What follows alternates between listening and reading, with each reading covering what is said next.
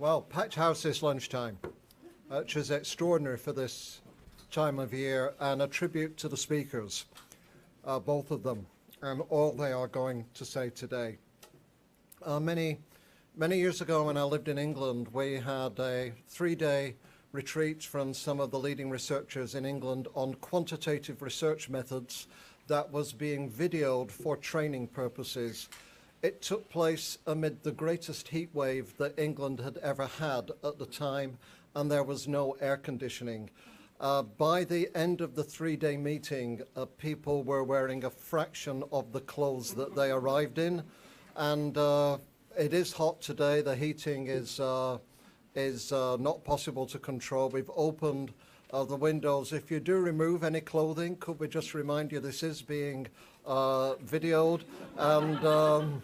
and so just bear that in mind.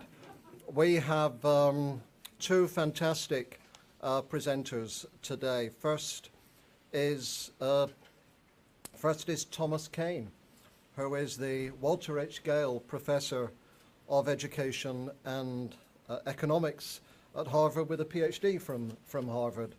And Tom self-identifies as an economist, and I think pretty much everybody else would probably identify Tom as an economist as well. He has many achievements around his interests and work in school accountability, teacher recruitment and retention, and teacher effectiveness.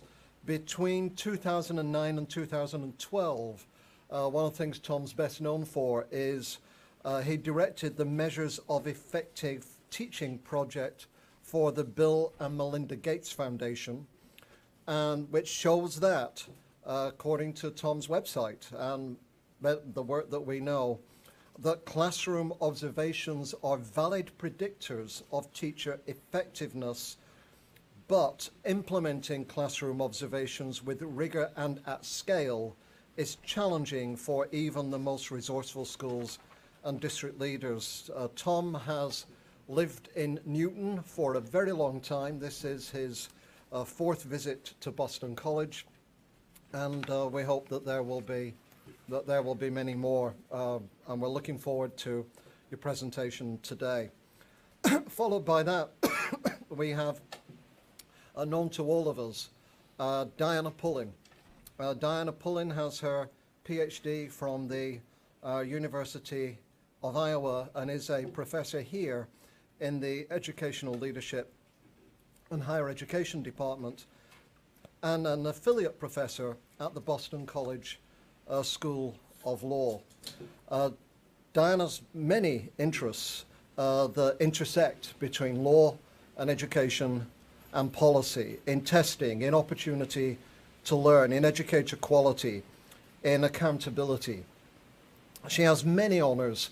The one that most of you will know is Diana is known for her fierce reputation as a teacher, an exactor of high standards, and yet, which is the kind of teaching that everybody loves, there are lineups to get into her class every year, and not surprisingly, she was the winner of the Distinguished Teacher Award from Boston College in 2004. Amongst her other awards, many of them, she's a National Associate of the National Academy of Sciences. She's a Fellow of the American Education Research Association.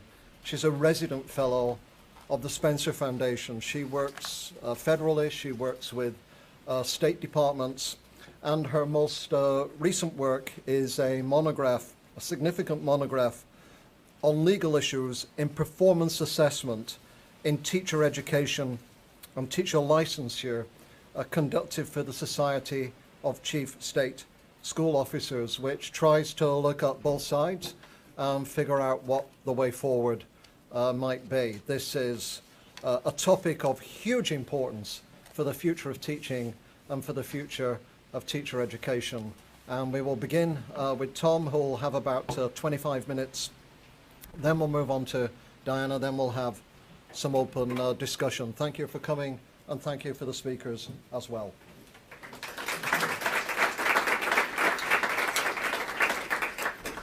So thanks, Andy. I wanted to start by just reminding us why we're going to now spend the next hour and a half talking about teacher evaluation. Because I think in the public debate now, it would be easy to think that the primary reason why we're talking about this is because some of us want to beat up on teachers, or that this is purely a corporate, takeover of education. But we need to pause and realize that teacher evaluation and the tenure review process is the most important system in our school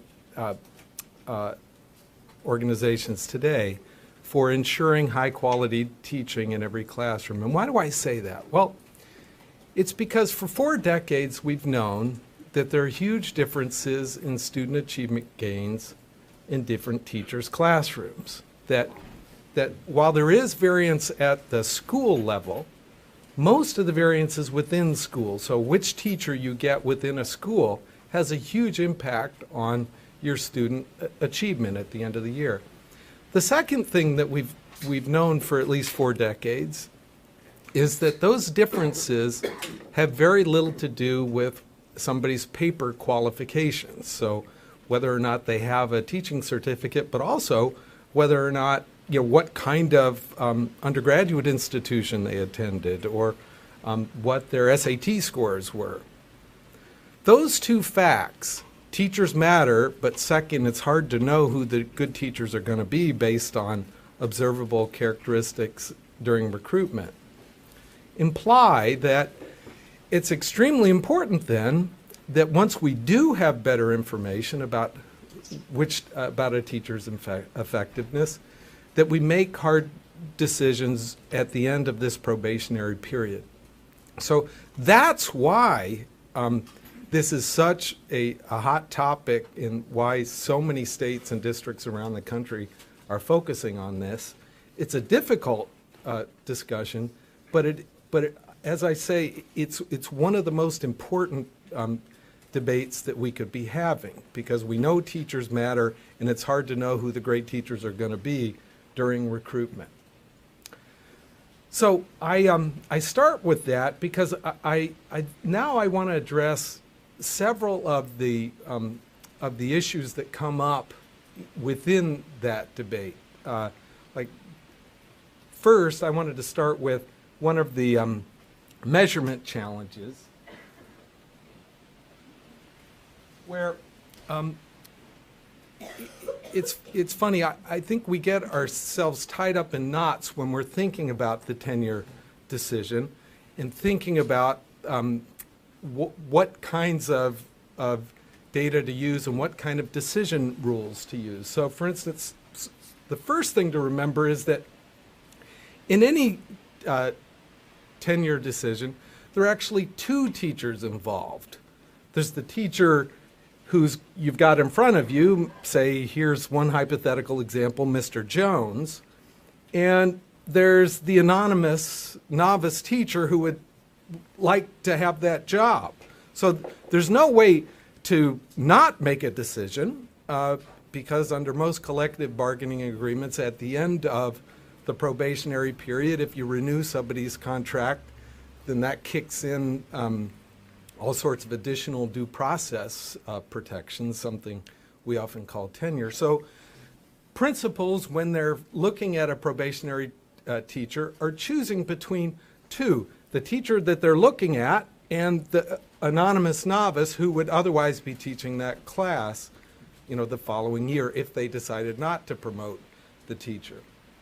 Well, in this graph, imagine there's like a, we had some measure of effectiveness. It doesn't matter what it's based on. It could be based on observations. It could be based on value added. But the important thing is that whatever the measure is, it must be related to students' achievement gain. I've just drawn in the 45-degree line, and below the 45-degree line, students would be better off if Mr. Jones were promoted. above the 45-degree line, students would be better off if Mr. Jones were not promoted and the teacher were replaced with an anonymous novice.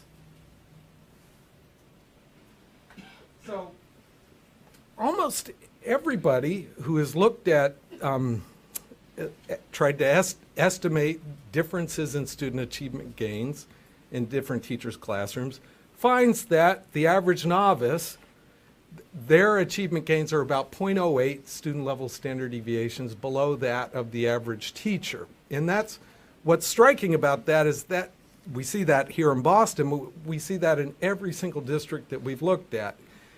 Not only the fact that the novice is underperforming the average teacher, but that the magnitude of the difference is about the same almost everywhere.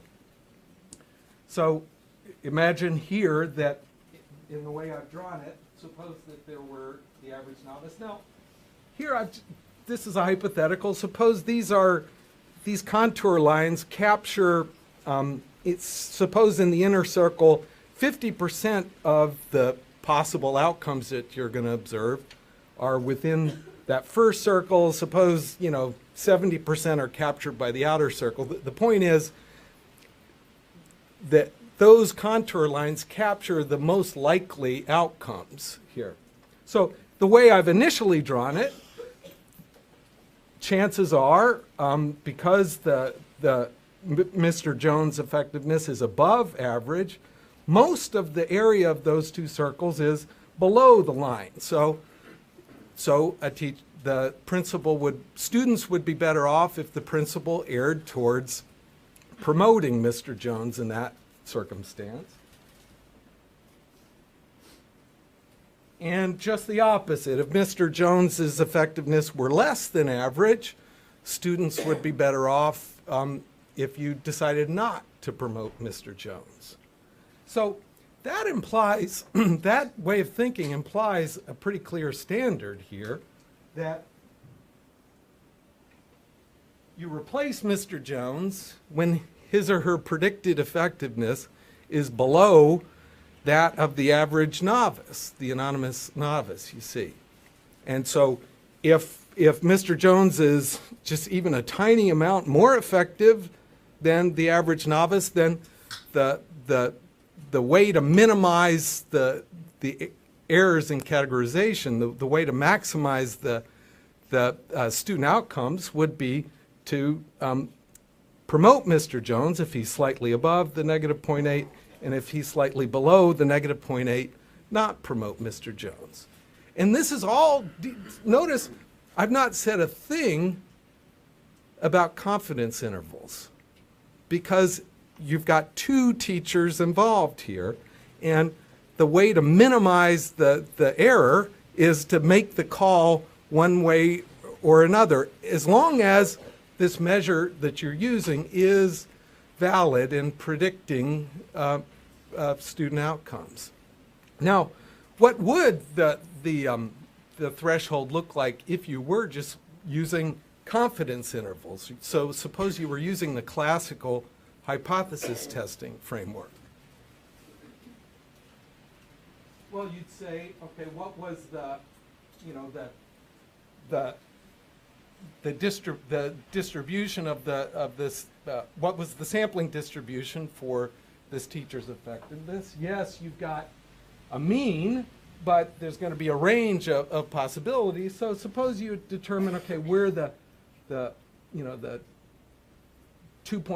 second and a half percentile and then the 97 and a half percentile.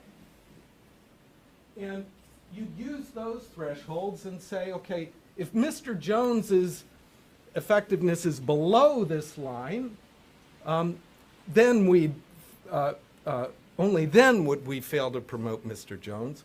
But if Mr. Jones were above this line, we'd keep him, because under this framework, somebody is presumed average until proven not average. But notice in this circumstance, that's the wrong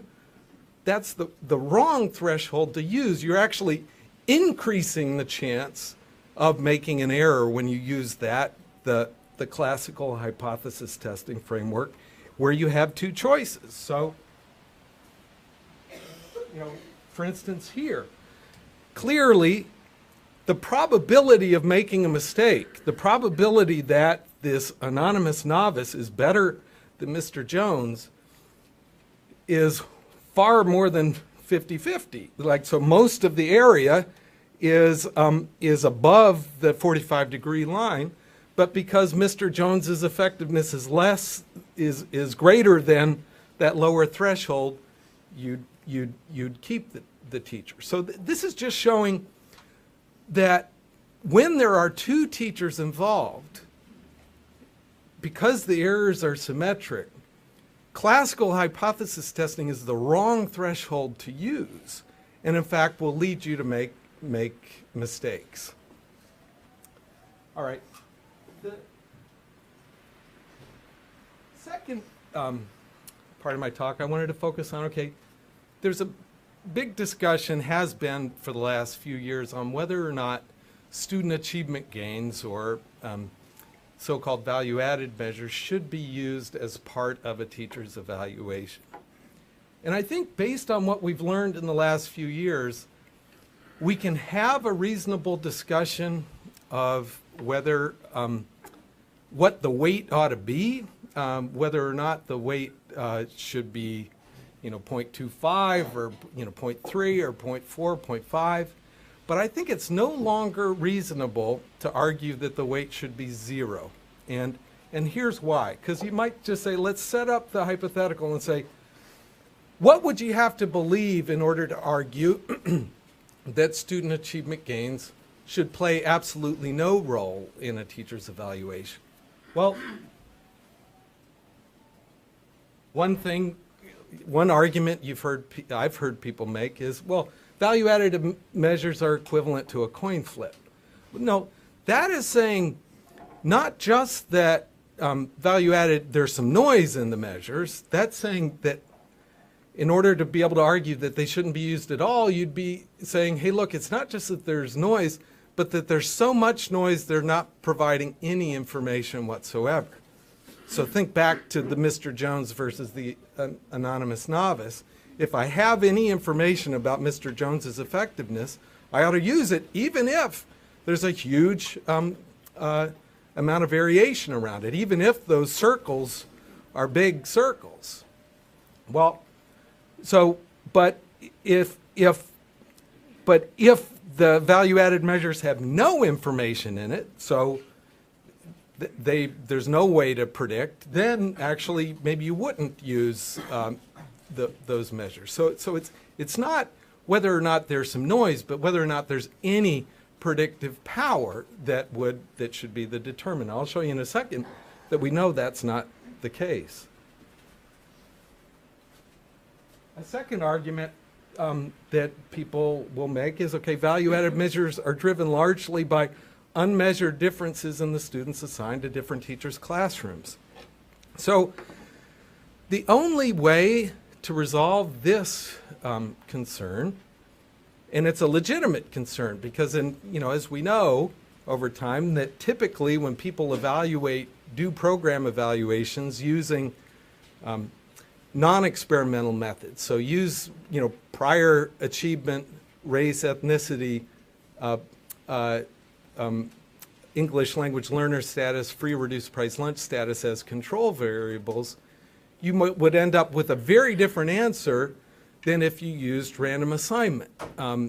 So in most fields, you wouldn't want to rely on the non-experimental estimate as providing a causal estimate because you'd be worried that there are lots of other unmeasured differences between classrooms that are systematically associated with a given teacher.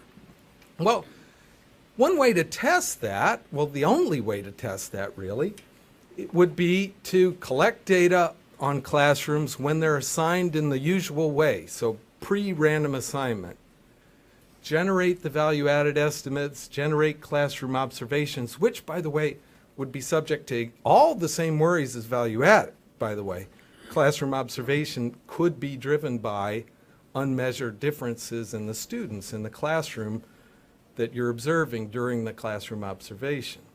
But the only way to resolve that would be to collect those data 1 year, then in the second year, randomly assign classrooms and see whether the measure collected in the first year provided an accurate prediction of what happened following random assignment. Now, in that second year, you're not saying that there aren't other characteristics that are driving students' achievement. You're just saying that whatever those characteristics are, they're unrelated to the measures you collected in the first year because by construction you randomly assign them.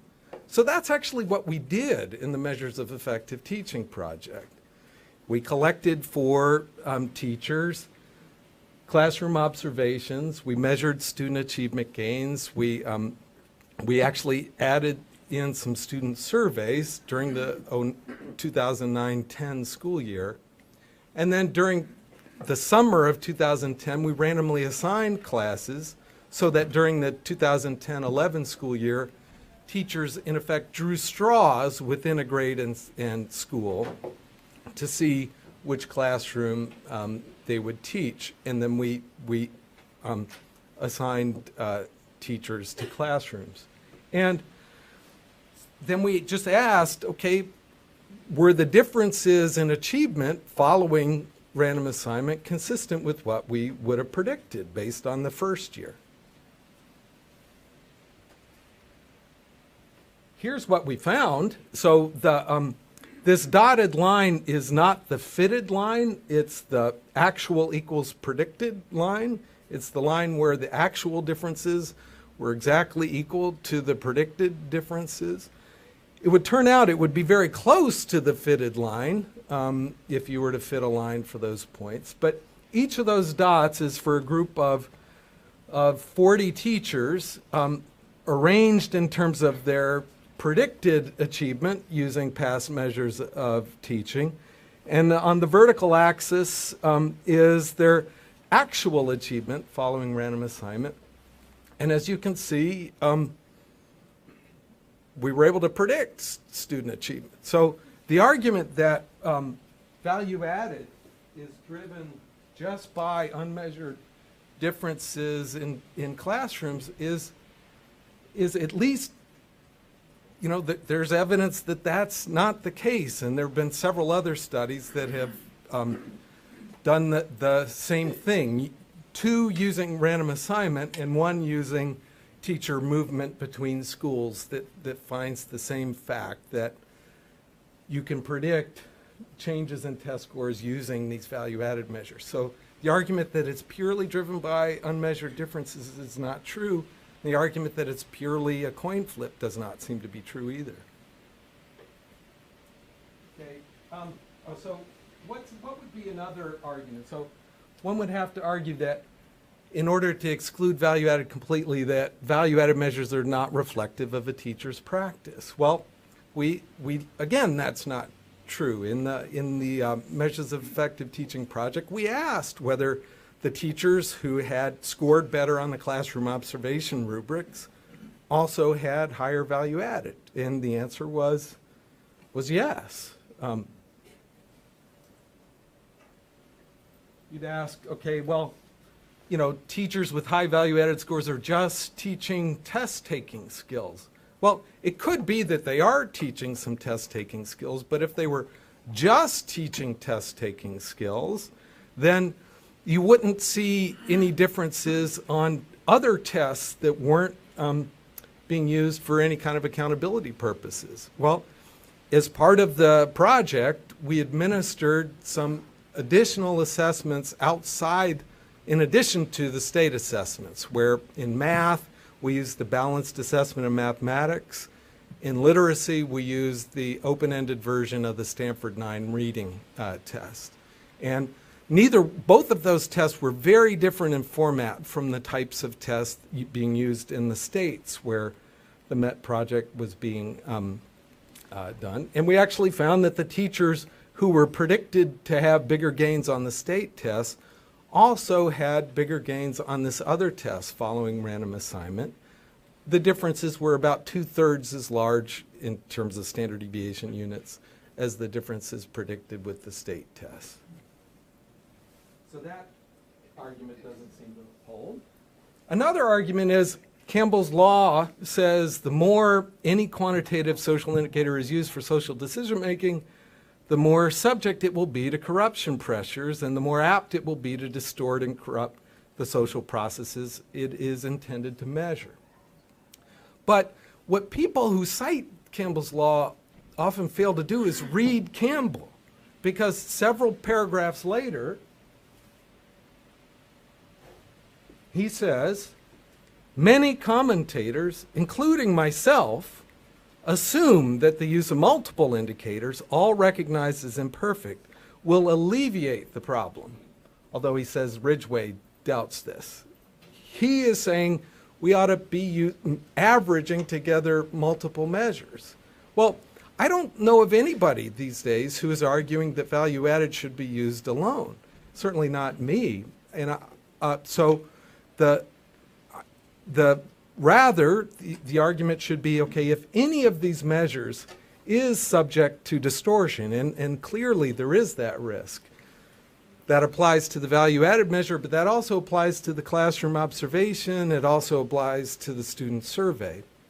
And the way to deal with that is to use multiple measures, each with different possibilities of distortion, to reduce that chance that any particular one is a teacher's route to a higher score. So you can't eliminate the problem, but you can reduce it by including multiple measures. Now,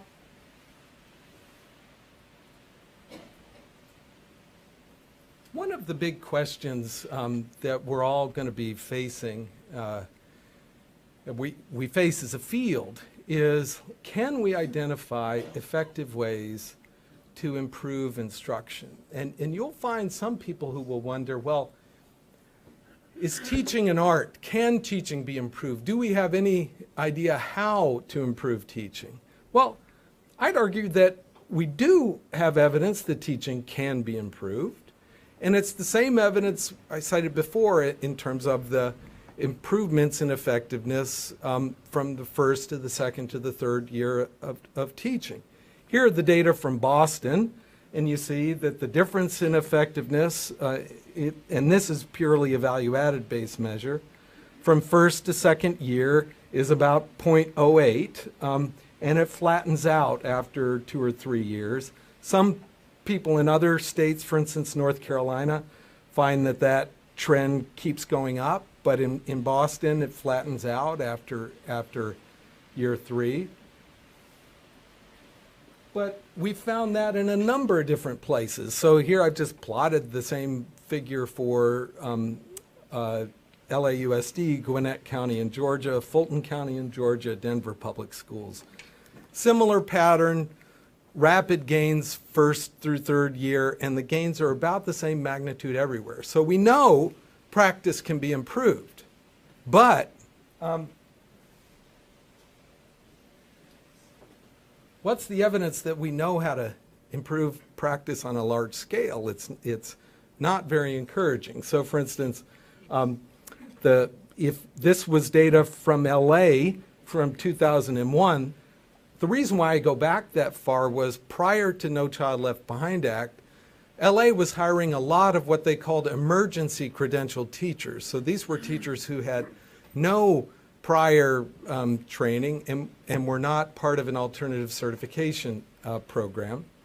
And so this is plotting for 3 different groups of teachers: the uncertified, who were these emergency credentialed teachers, the traditionally certified, and the alternatively certified.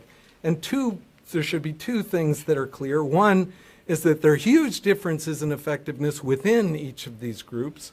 I alluded to that earlier. But there are very little or no differences between the groups. So yes, we know teaching can be taught and improved, but our current model of teacher preparation, there's very little evidence that it's actually achieving that.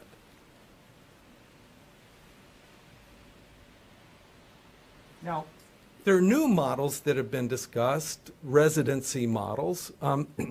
So for instance, here in Boston, there's the Boston Teacher Residency. But the early evidence on the BTR model is mixed at best. So in the first year, if you plot the red dot there is the average student achievement gains for Boston Teacher residents, adjusting for their students' prior achievement and characteristics. The blue dot is for the non-BTR novices, and you can see actually the point estimate is that the BTR teachers underperform the non-BTR. Same in the second and third year. By the fourth or fifth year, there is some evidence that at least the point estimate for the BTR residents is above that, at least more effective than the average teacher, which is the horizontal line there. But that's based on just one cohort, and as a result, the estimates are really imprecise. So I'm not sure that we've figured out, so we know that clinical experience matters based on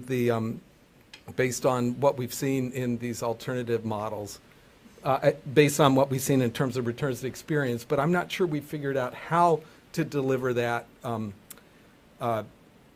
with the residency model. So let me just close by, let me jump through this.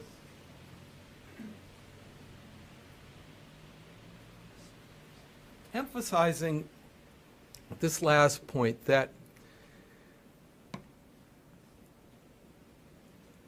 when you think about in the past, when we've tried to do professional development, it's been the equivalent of trying to do adult behavior change without any feedback. It would be equivalent to starting a Weight Watchers program without any bathroom scales or mirrors.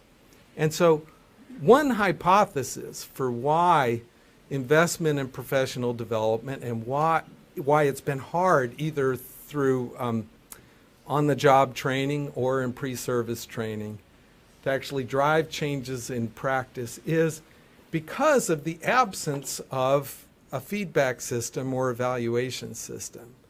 And ideally, so that, again, that's one hypothesis. We don't have evidence that that's the reason why PD hasn't worked in the past, but that's one idea that I think we ought to be working on, is in a system where you were providing feedback, would principals not only be better prepared to make tenure decisions, which I started out arguing is one of the most important decisions they make, but could we also create an environment where adults could be more likely to be able to manage changes in their own practice and improve the quality of the PD and the traditional training that we provide.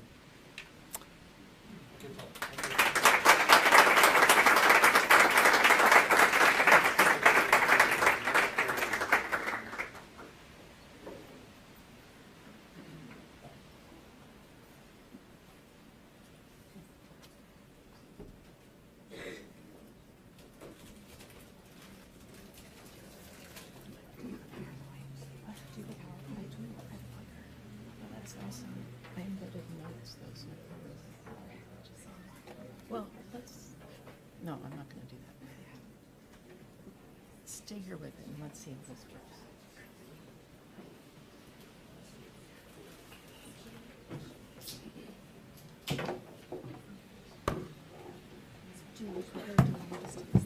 Let's just see how this works.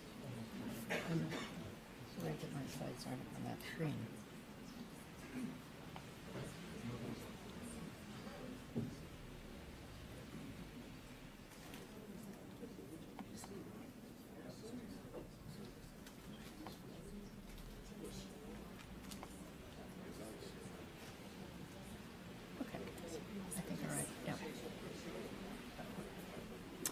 Good afternoon, and thanks for coming. I'll start with a bit of a disclaimer. I think Professor Kane is doing very important work, and I applaud him for his efforts. He's an economist. He gets to conceptualize methodologies, study data. I'm a lawyer. I deal with unintended consequences and undue harm. So it's my job to think about what happens in the world when research goes out and is used as a policy tool. So that's what I'm going to be talking about today.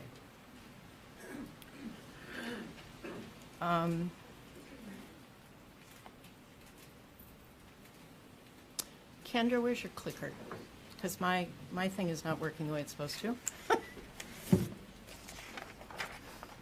Sorry, and thank you. Is that synced to a... So, what I'm focusing on lately is a lot of work where I try to understand how initiatives to improve practice actually change what happens in the world. And what I've been wondering about in particular is how to situate the kind of work Professor Kane has done in terms of thinking about how it plays out in the context of the teaching professions, what implications it and other phenomena have on teacher education, and what's shaping the public narrative, the narrative of ordinary people in ordinary places about what goes on in schools, what teachers do, how they think about teachers, and how they think about teacher education. So I am concerned about what these corporate education reform initiatives, as they've been called by some people, what happens when the federal government and the states embrace these kinds of initiatives, and what both the intended and the unintended consequences are. Clearly, some of this is about improving education practice. Clearly, some of this is about blunting the power of the teacher unions. Clearly, some of this is going to play out over time, and it's hard to predict how it will look. But the first word of caution I would offer in sort of setting the context here is that I think increasingly the context of whatever goes on in education, either K-12 or higher education, has to be situated in an understanding of the sometimes conflicting goals that people have about our educational system. And there are education scholars who've been writing about this for a long period of time.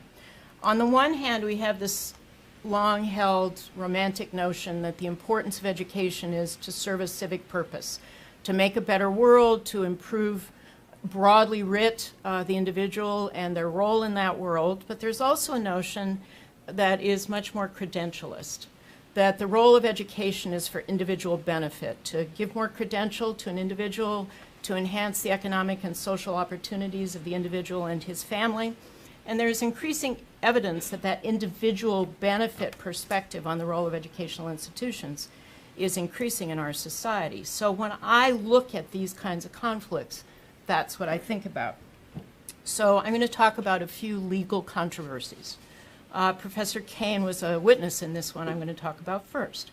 So the case is Vergara, and it was an effort to try to dismantle the tenure system or impact the tenure system in line with the sorts of issues that Professor Kane was talking about in his presentation.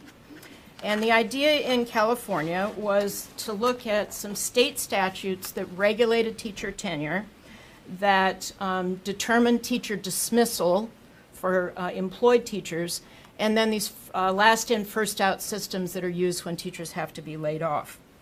And the argument was that under the Constitution of California, every public school child has a right to education under the state constitution, and that the implementation of these dysfunctional systems for treating teachers denied students their right to education under the California Constitution.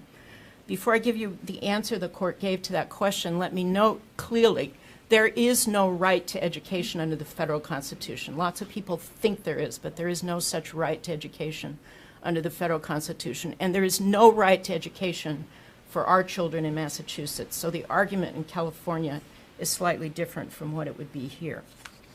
So as the question, did those California state statutes protecting teachers and allowing, for example, teachers to gain tenure after less than 2 years on the job, did those provisions violate students' state constitutional right to education?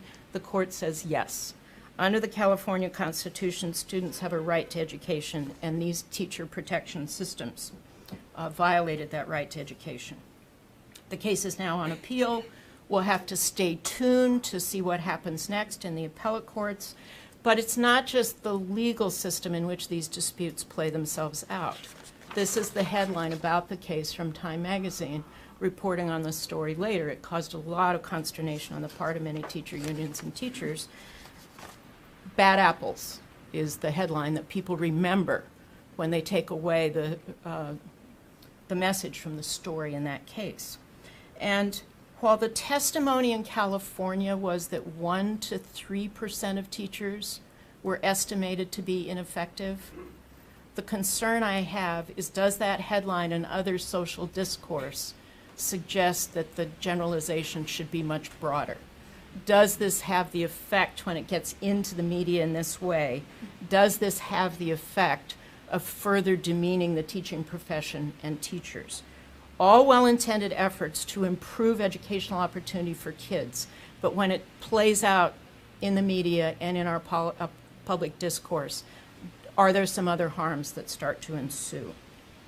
Let's look at some other initiatives that became law-related and will be more law-related in the future. Professor Kane described some of his work on student growth models. I'll talk briefly about those. I'll also talk briefly about the increasing focus on using portfolio and performance assessments to make judgments about teachers, particularly for licensure. An example of this would be the EdTPA system that is in play, that was field tested here a couple of years ago.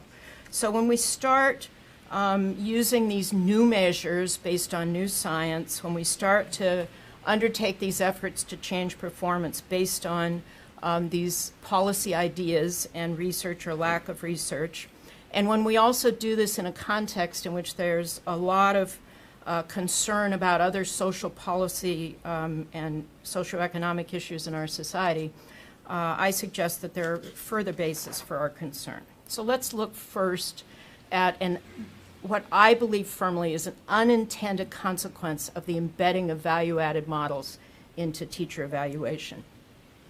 This is Mrs. Cook. Mrs. Cook, this is from her Facebook page, I believe. She's a teacher in a K-12 public school in Alachua County in Florida. They have countywide school districts down there.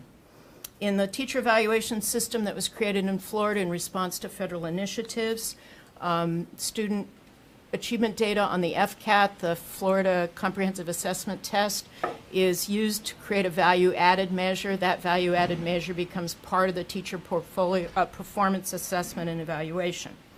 Mrs. Cook and Irby Elementary School are working in a setting in which Irby Elementary School only serves K-3 kids. Mrs. Cook is, in fact, a third-grade teacher. Because her school only serves third-grade kids, none of the kids participated in the FCAT, the state testing system. When it came time to calculate Mrs. Cook's evaluation measures, they had no student test scores to use for her, so they got them from the building down the street. She'd never taught any of those children, and that became 40% of her teacher evaluation score. This is not what Professor Kane intends to have done, but this is what happened. And she's standing in front of the sign in front of her building, recognizing that she had just been recognized by her school as their Teacher of the Year. What she's holding up is the outcome of her teacher performance evaluation as a result of the inclusion of those student test scores.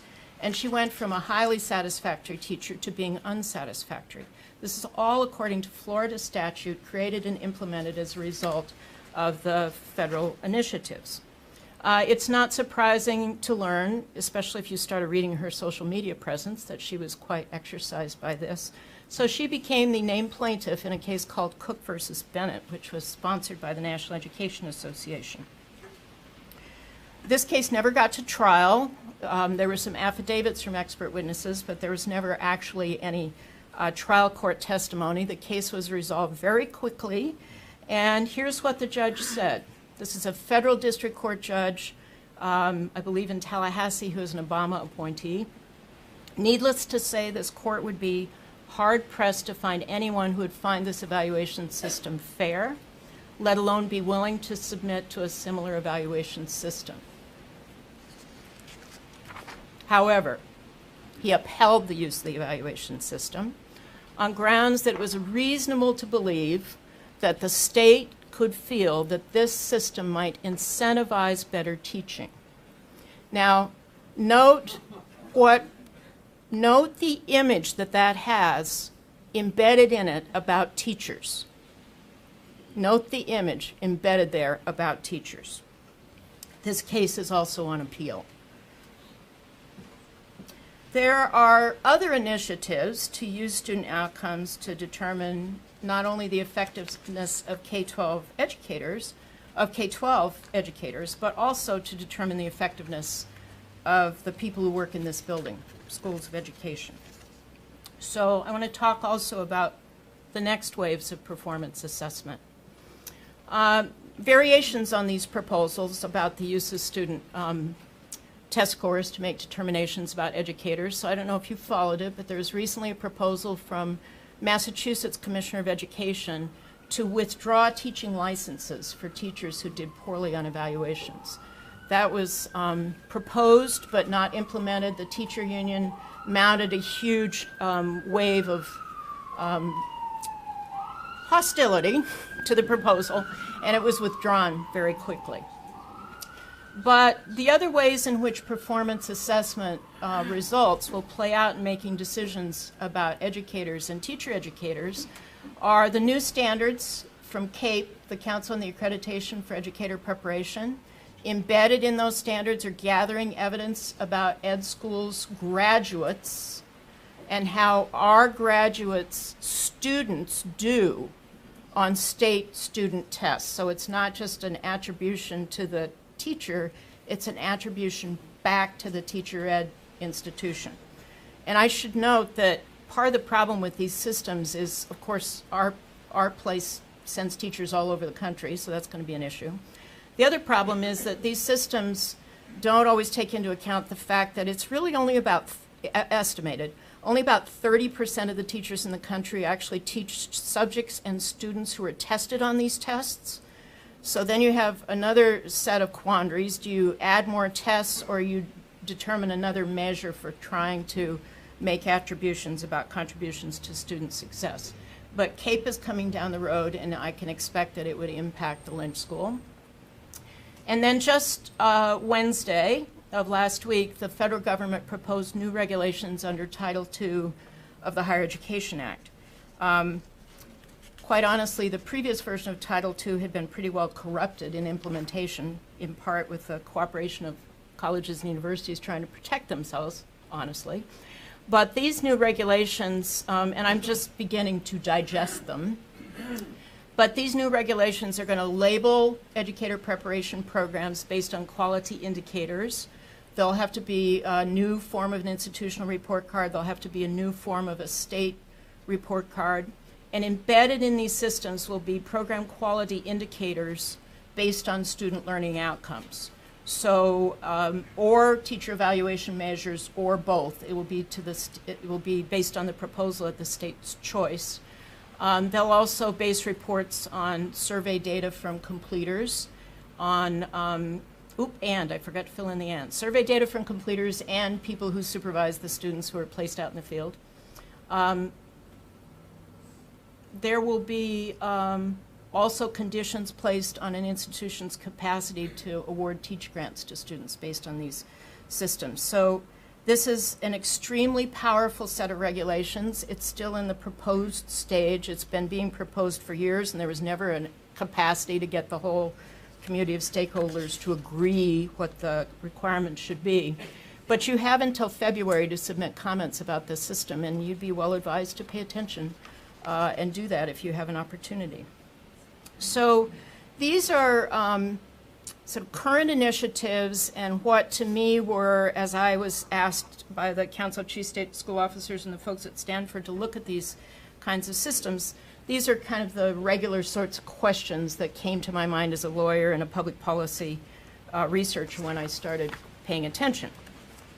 But then it became evident to me that in addition to the unintended consequences that could cause people to have less respect for teachers and even less respect for teacher education, there are a number of other sets of social, cultural issues with potential legal consequences that are also at play here. And I would say many of these are things I never thought I would have to think about in my career, but I've learned a lot in the past year or so about a whole set of new legal issues.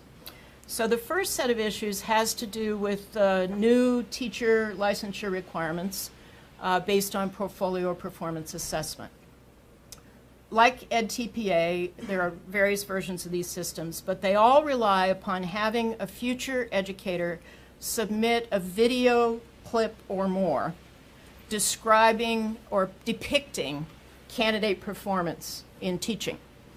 And these videos are edited, there are narratives submitted, etc. But part of the heart of the submitted portfolio is a videotape of classroom performance, including the capture of performance of real, actual, true K-12 kids.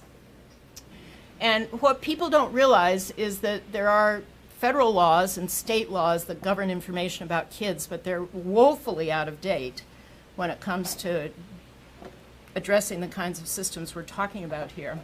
There are also state laws on recording people that are basically wiretapping statutes that you think about as being used in the old days when they actually twisted wire into people's phone lines. Remember phone lines? Some of you probably never had any. These require consent. And many teacher candidates seeking licensure under the gun to get their portfolios submitted have been sloppy about getting consent. So some concerns have been raised about whether they're violating these state wiretapping statutes. There is not just FERPA on the federal law side of the equation that applies with its requirements about protection of confidential student data, which would also require consent.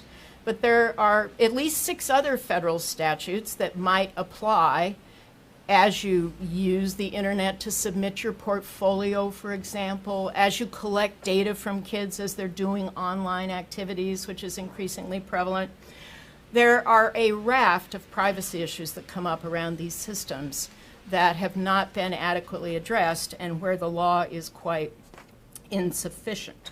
And as I think about this sort of set of potential legal issues in the context of how people are reacting to teachers and what's going on in schools, I should not have been surprised at what started to be being reported in the media and being presented to me by people in various states and in various teacher education programs. In an era in which many adults engage in sometimes absurd oversharing in social media, pick your image. Parents are extremely vigilant about protecting the privacy of their own children. Extremely vigilant about protecting the privacy of their own children. And they are so concerned about what will happen when a future educator uses a videotape to submit to a state or actually to a vendor through an online platform that they have shut down the use of videotapes in Missouri temporarily because they're so concerned. School districts are refusing to allow student teachers to do the videotaping they need to do in order to compile their performance portfolio. And I now understand from a conversation with a teacher educator in Texas recently that some school districts are now refusing to take future teachers in practicum placements because they don't want to have the videotaping going on in their schools. Now that to me represents both a level of concern about privacy and unintended consequences. It also represents a lack of respect for the professionalism of the people in the schools who would be doing this kind of work and submitting these sorts of documents. The parental concern is not surprising. The other place in which it's come up in what I call sort of next generation legal issues is sort of concern about big data.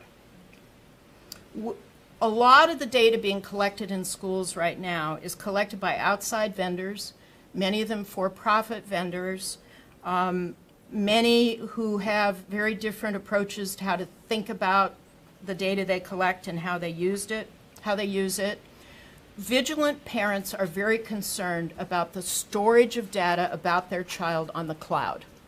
And they're particularly concerned when they actually start to read the representations that these cloud vendors make about their inability to actually protect data.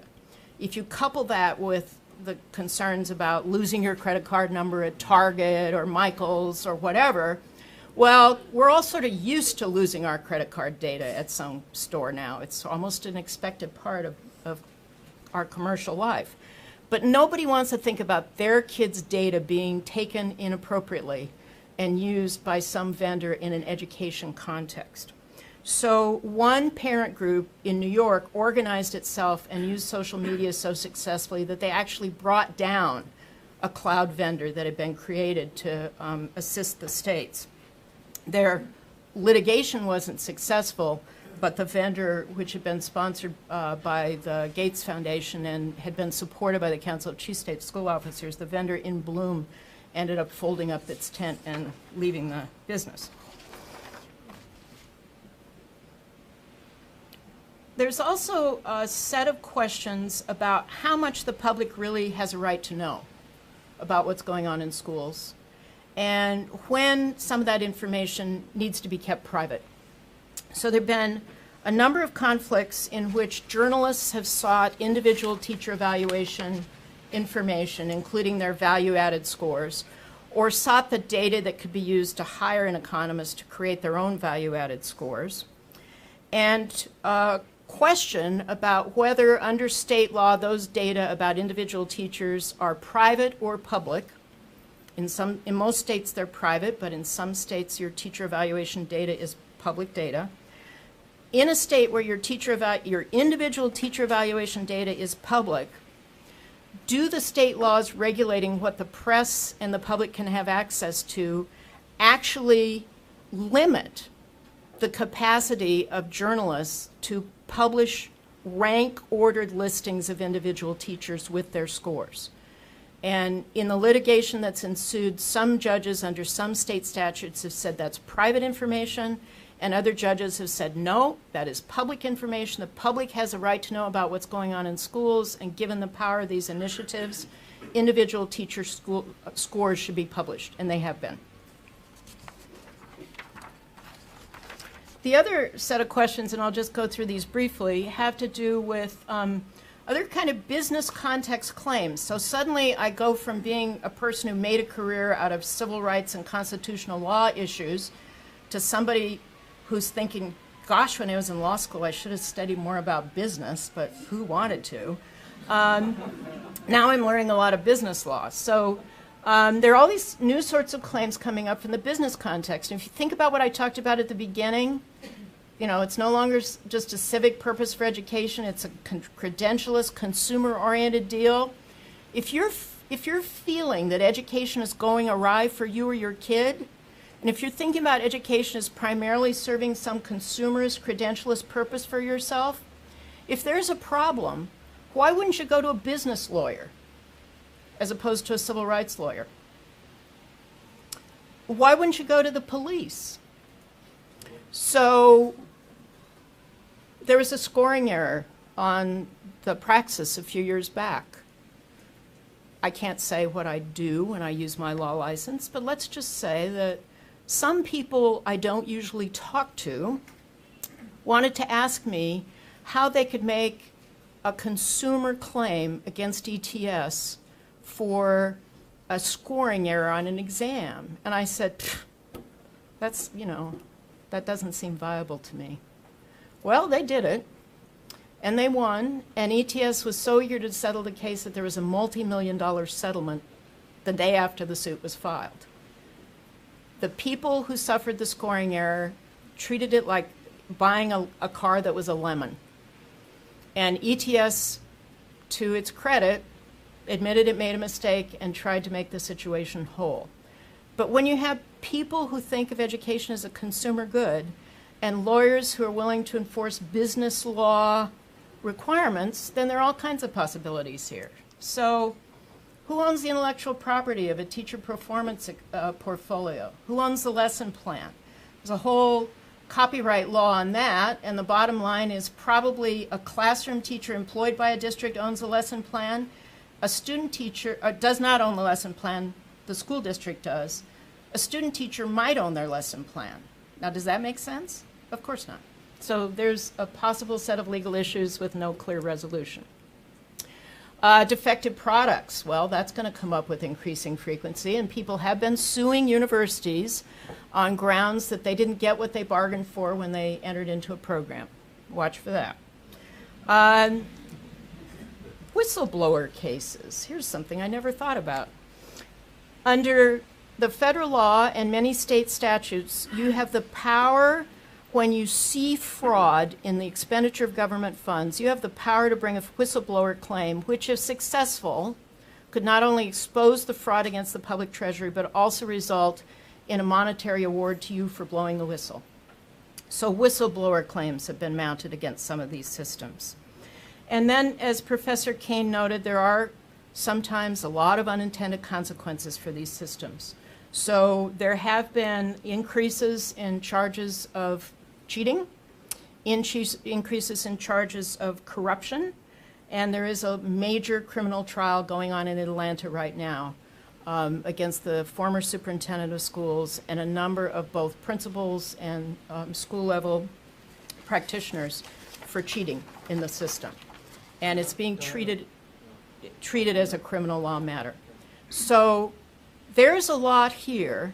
There are lofty goals at stake, but there's also a lot that falls into the realm of what's happening and what, over the long term, will be the consequences in people's perceptions about teachers, teacher educators, and the education profession.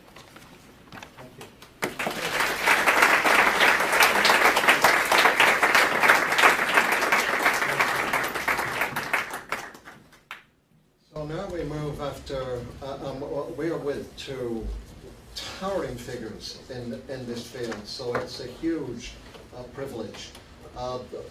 As you may have guessed, they may not agree on absolutely everything. So we have an opportunity for Q&A, and if a question or something like it doesn't come up, so Professor Kane, how do you respond to Professor Pullen's critique?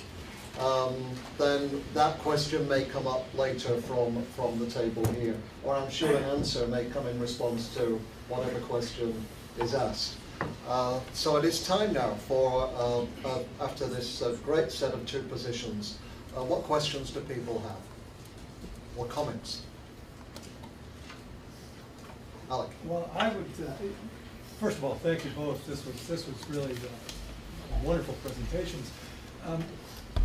Professor Kane, when you were talking about the multiple measures that can be used, the one thing I didn't see was how you might weight those various measures. And I kind of think that would be something that would be part of the legal problems.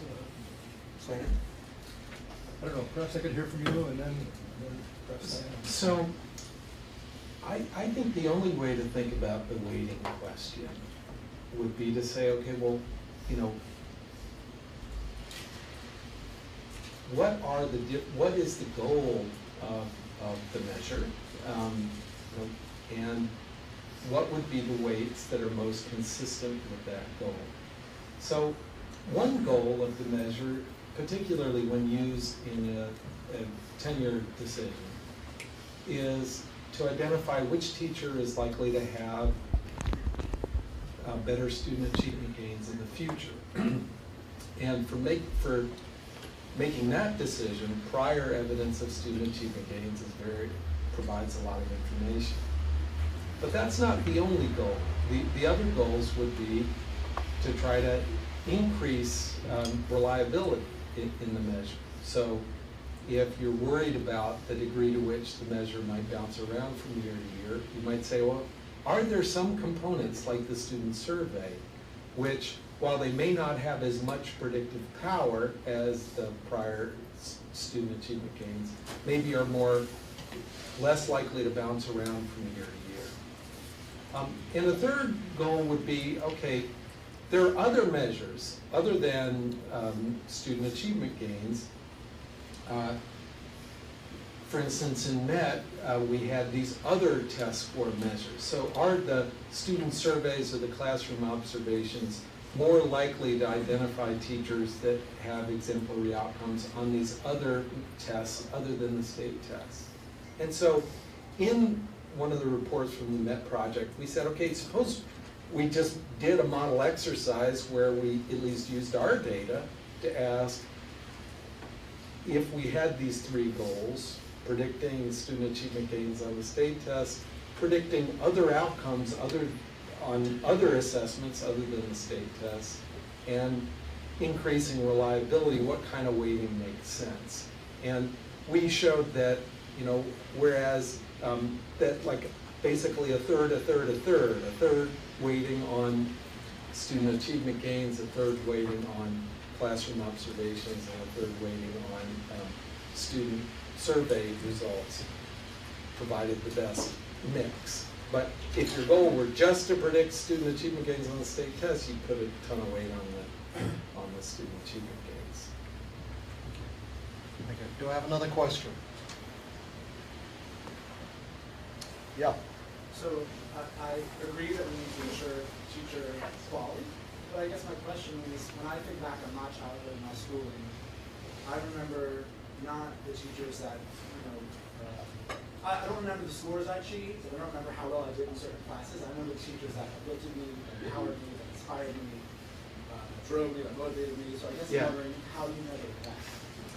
So actually, in your question, or there's a presumption that those teachers are different from the teachers who see achievement gains.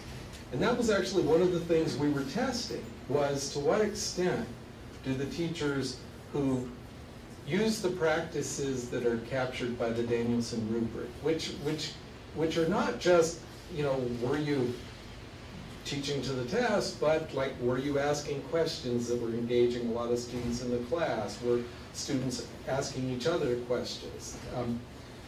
And on the student survey, we asked things like, do you agree, disagree?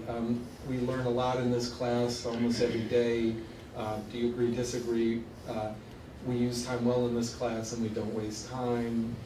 Think questions like that. And it turns out that there are commonalities now across these different measures.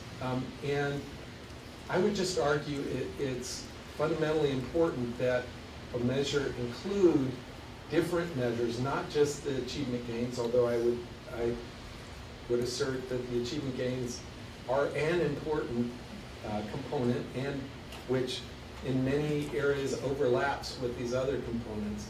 But for a balanced system, I'd argue for the multiple measures. Now, here's one area where I think that there is potentially lots of common ground, and that is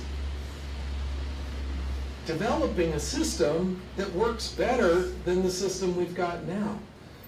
I'd argue that just as damaging, and maybe even more damaging,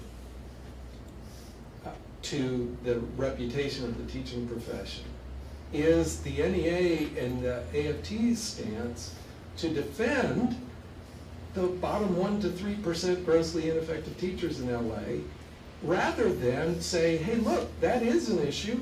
We're going to work with you to develop a better system, and I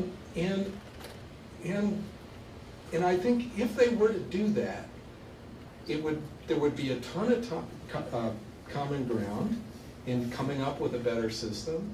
And actually, I think that single move would do much more to improve the reputation of the profession than the damage done by that headline, the cover from Time Magazine, which I agree was unfortunate. But arguably, we ought to be asking, do we do the profession any good to stonewall any effort to focus on effectiveness where we know there are big differences? And I agree with you completely. And I think, and I've said this to the NEA, that part of the difficulty here is they feel caught in a lot of powerful political forces that they feel put them under siege. So trying to get them to think not just about defending members, but about the long-term scenario about the teaching profession is tricky. And there is a long history of, you know, I once spent many, many weeks reading every possible court case you could read that resulted in a teacher termination based on evaluation. And it's shocking, shocking how seldom teachers are actually terminated because of their pedagogy. They're much more likely to be terminated for drinking beer with cheerleaders. You know, why did that even have to go to court? You should know not to drink beer with the cheerleaders. But is there a way for the profession to, be it teacher unions or teacher ed programs, is there a way to figure out how to embrace change constructively in this context? That's the question. By the way, on that, Diana, one area where an example of some another example of common ground is in the use of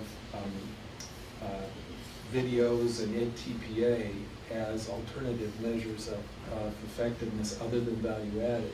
Now, I actually, so let me back up. In the Measures of Effective Teaching project, I didn't go through all the background on that, but we had to recruit 3,000 teachers in 6 different school districts around the country. And we had to do it in a few months. So as you might imagine, that was hard. And in fact, we needed a lot of help to do it. And in that case, the UFT in New York and the NEA affiliate in Memphis and the AFT affiliate in I guess it's a joint NEA AFT affiliate in Hillsborough, were extremely helpful. And you might say, well, why? Well, they recognize that the current classroom observation process was fundamentally broken. And they knew that the state could technically implement a value-added model, you know, just with the data they already have. But the best way to guard against a purely value-added based measure was to help develop the other components, the classroom observation and the student survey. So I think a similar argument could be made here that I do think that video offers all sorts of efficiencies, would increase the quality and value of feedback to teachers, and could be the basis for driving changes in practice and leading to that development. And it would be a shame if the legitimate concerns about student privacy then completely overturn the practice. Clearly, we need ways of protecting the videos and so forth. But if we get a world where you can't use video for classroom observations, the downside of that will be the test scores will be overweighted. And that the classroom observations could revert to the old system where 98% of people were given the same satisfactory score.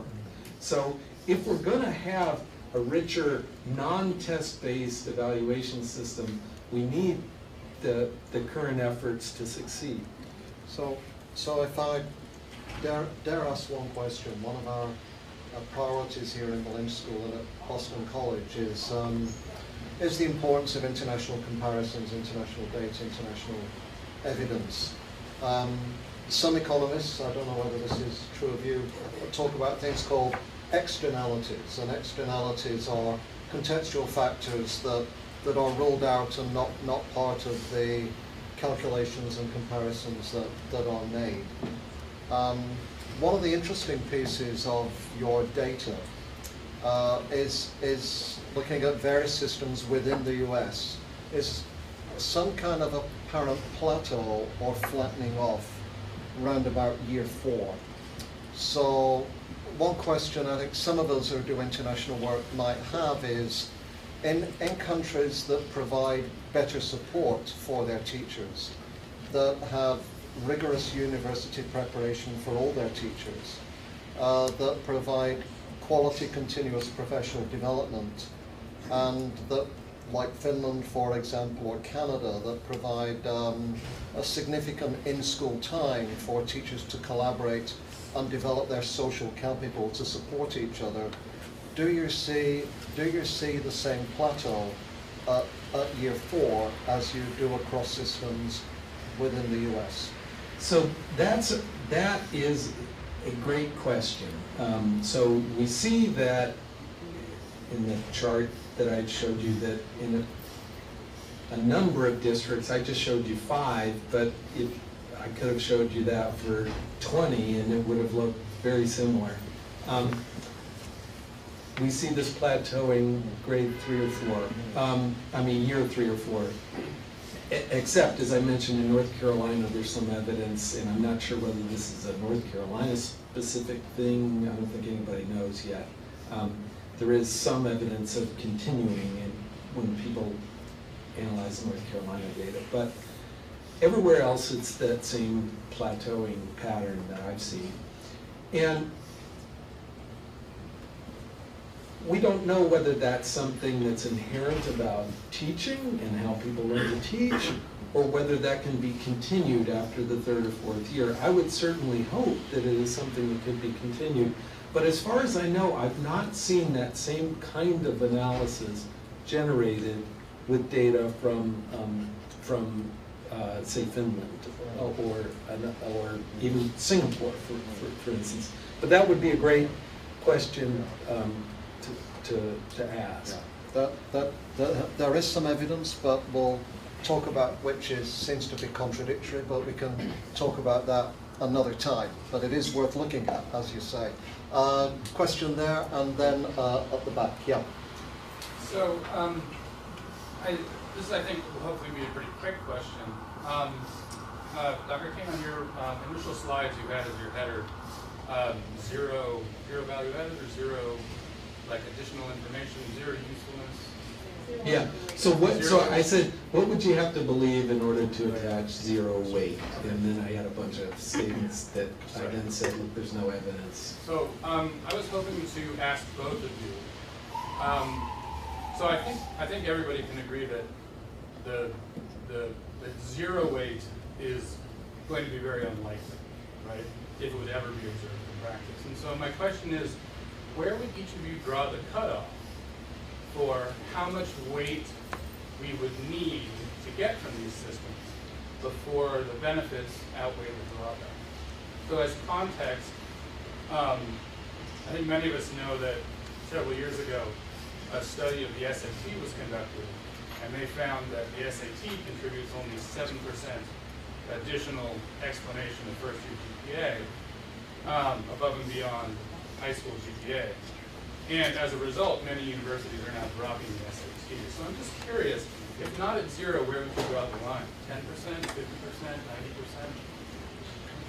90%? So I feel like I answered that by saying, at least in the measures of effective teaching data, that the combination that they did the best job of balancing at least those 3 outcomes, the predicted power with respect to state tests, predicted power with respect to unmeasured outcomes and reliability.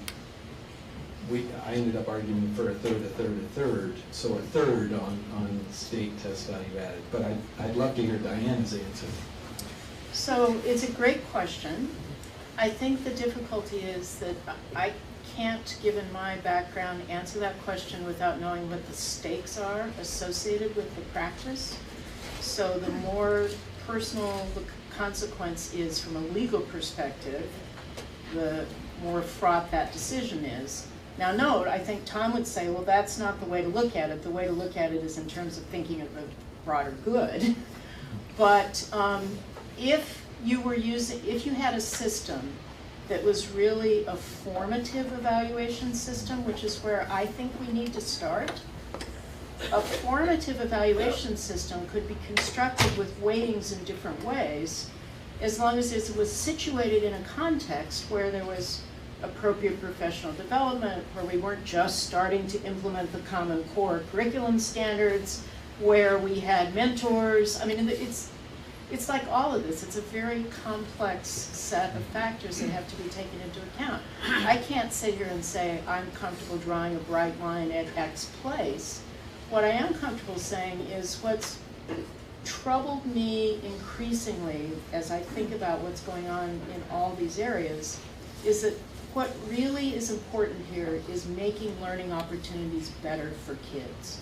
It's not sanctioning teachers, it's not dissing teacher ed programs, it's what do we have evidence about that could really improve kids' learning opportunity. And so many of these systems that are in play now are shaming systems, are penalty systems. You know, what is Mrs. Cook supposed to do for the people down the street whose scores are being used to judge 40% of her evaluation?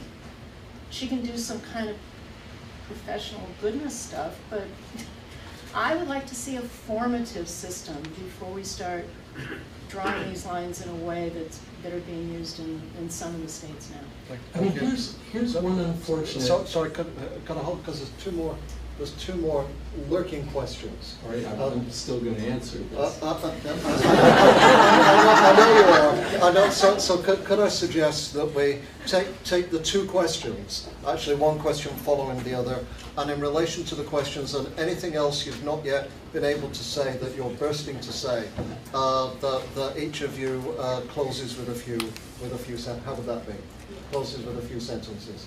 Okay, good. Because yeah, at the back, and then Dr.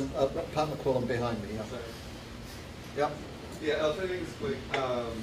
So a couple things that the two of you said I thought were really important. Dr. Quillen said that 70% of teachers teach in, and correct me if I'm wrong, teach in subjects that are not tested. And Dr. Kane, you said that in the beginning about performance assessments can be really useful, but are very difficult to sort of implement at scale. And I think, Dr. Quillen, you kind of, I think I got what you might say to this from your last response. Dr. Kane, how would you sort of reconcile that issue of, you know, there's so many teachers who would be sort of left out of this? And I was a social studies teacher, and I know a lot of educators, a lot of people in this room who would feel that unless you're like just testing content in social studies, like it's really difficult to have a standardized, authentic social studies assessment. Okay, great. So that's one question. Hold that behind us. Okay, well mine is, it's been 60 years since Brown versus Board of Education was passed.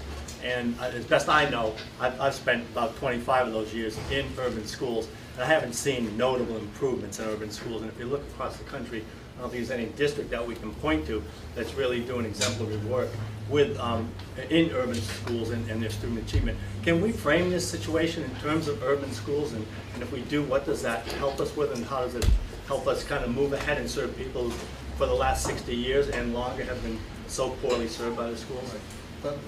Thank you for both the questions. Professor Pullen, some closing remarks in response to those and other things, and then our guest, Professor Kane. I guess my final thought would be that, as Professor McQuillan's question just noted, we still need to do so much better in schools than we're currently able to do. And we have vast work to do within the education professions. Part of this, in my view, part of the situation we're in now is because we've never been able to have a critical voice of discourse in the education professions in terms of talking about each other's work and engaging in give and take and exchange. It's something the other professions educate for from the very beginning. So unless we can substantially transform many of our practices, both within K-12 schools and in the schools of education, they could be having the same conversation 20 years from now. And that's a sad thing to say at this point in time. Professor Kane. So, I'd love to save these systems for formative measures if we could put an end, if we could somehow postpone or stop high stakes decisions. But the fact is we can't.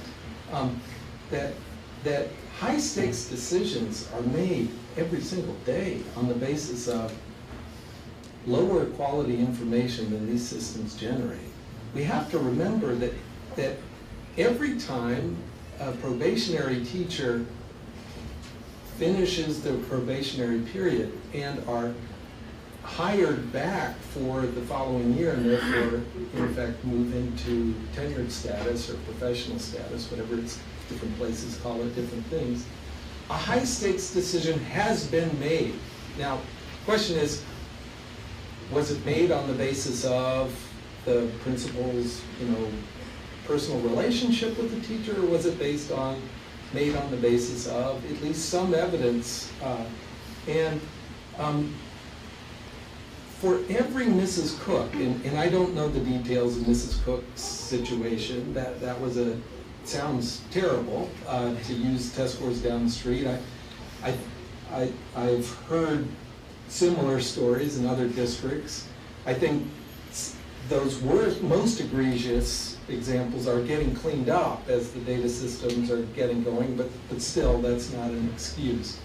But we can't forget the fact that for every Mrs. Cook, a apparently good teacher who is penalized by arbitrary data, there are kids who are being assigned to teachers where I don't have a picture of the teacher standing in front of the school billboard, who are not serving the children in his or her classroom well, whose students are falling behind year after year. That was the issue, is do we do anything about that? And I'd argue, yes, we should. Now, there are some systems, for instance, DC Public Schools was the site of tremendous amount of controversy just a few years ago. It's not been in the newspaper a lot most recently. I encourage you to look at what's happening in DC. The National Assessment of Educational Progress scores in DC since 2007 have increased more than any other state ever has. So now, DC is still underperforming, but the improvements since 2007 are We have data on DC, but we are quite large. Yeah. So anyway, Yeah. so we need to be working on these Yeah. issues, and there's some evidence Yeah. that the states that and districts that are seeing progress. This could go on for quite some time. Both our presenters have compelling data on Washington, D.C., and this is a very high stakes topic with very high octane evidence and opinions from different perspectives. Could we thank both presenters?